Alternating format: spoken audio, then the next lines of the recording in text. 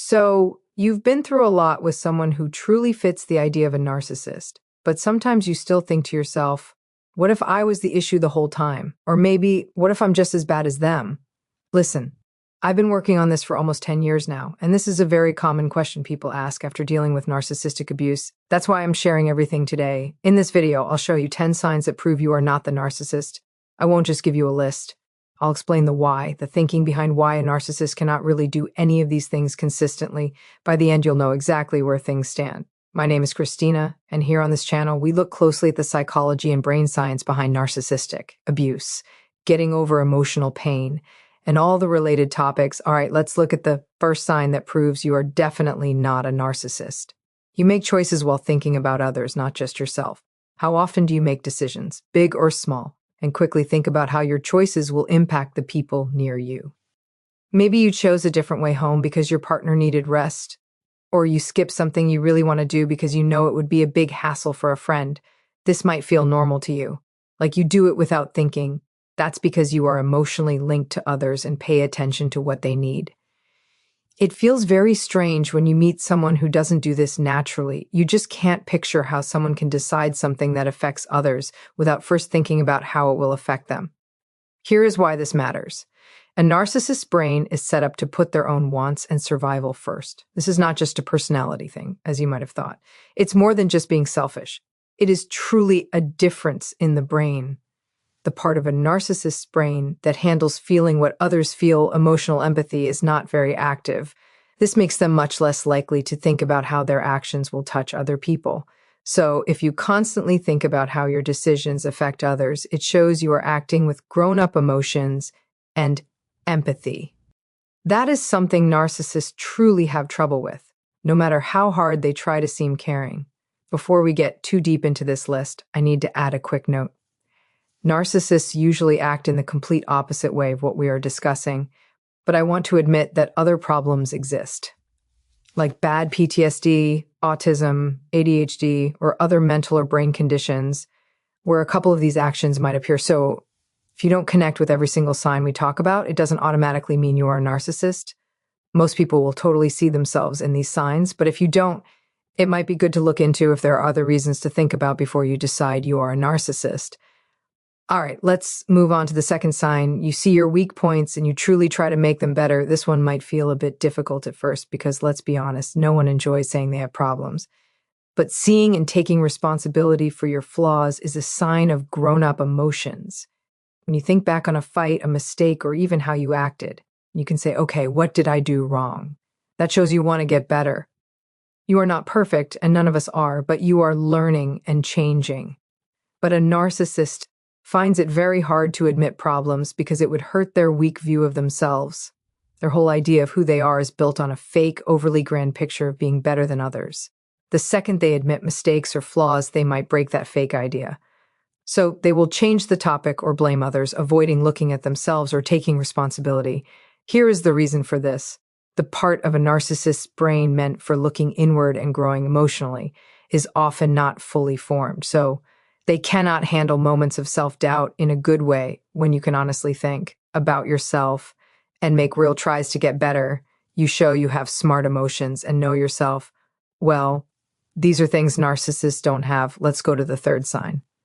You truly feel bad and guilty when you cause someone pain. Have you ever said or done something hurtful and then felt that bad feeling of guilt or sorrow? These are the moments when you spoke too quickly and instantly wished you could take those words back. But you can't. You feel bad, maybe guilty.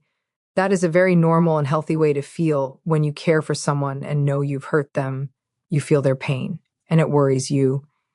Narcissists, however, do not feel real sorrow or guilt. Simply put, it's because their brain handles feelings differently than yours.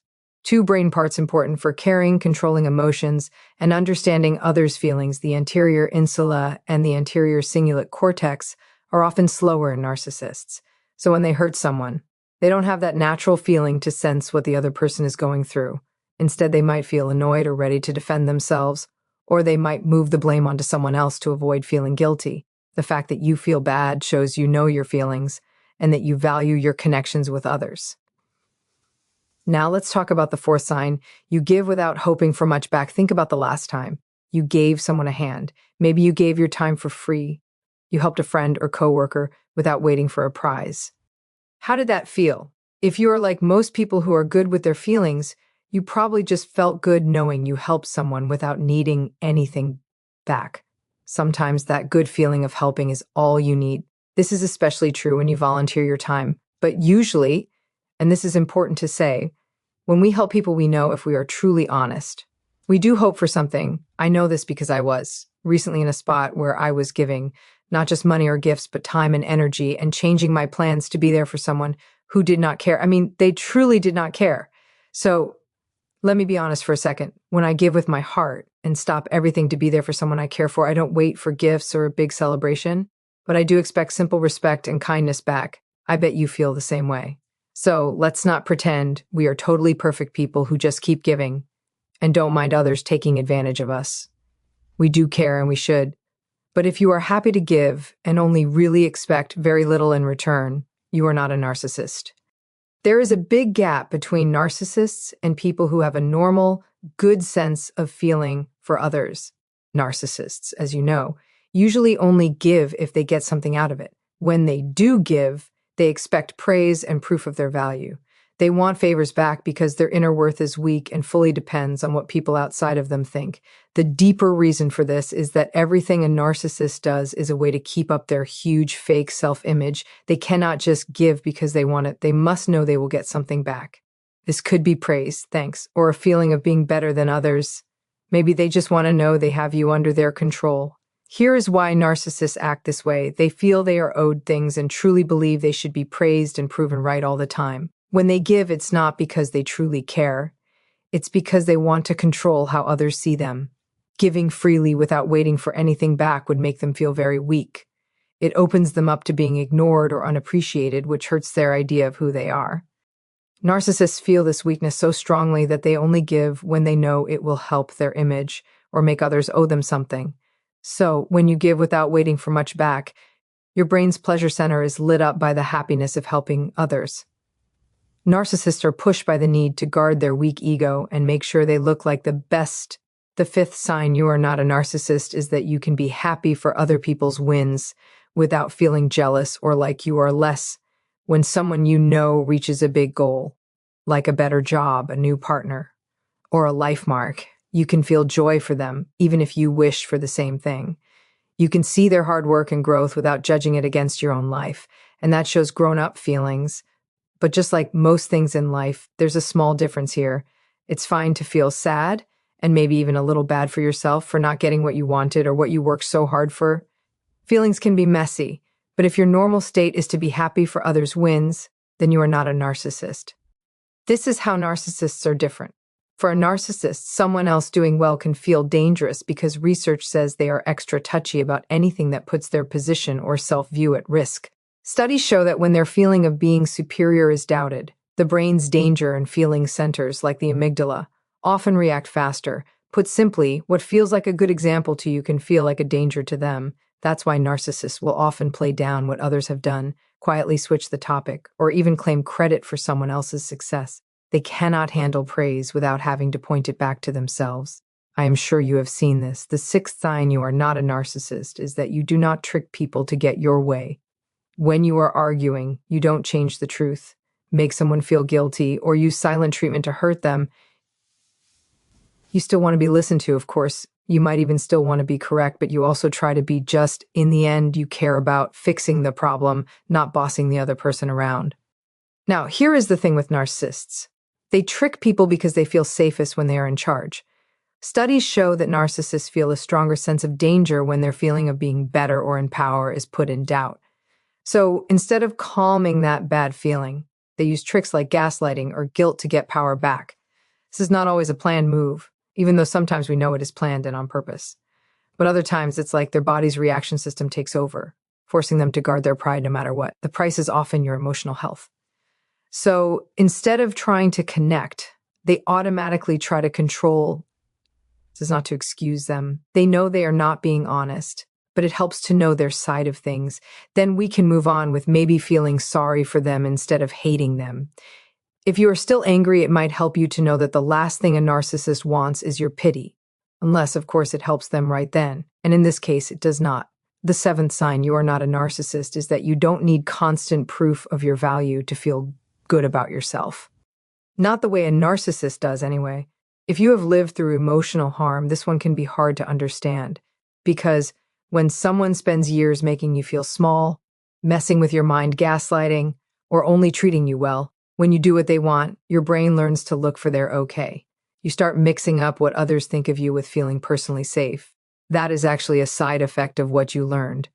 It is not narcissism at all. The narcissists and harmful people in your life taught you to look for their approval so they could keep control of you. But here is the major difference. When you strongly want approval, it is usually about connecting with others.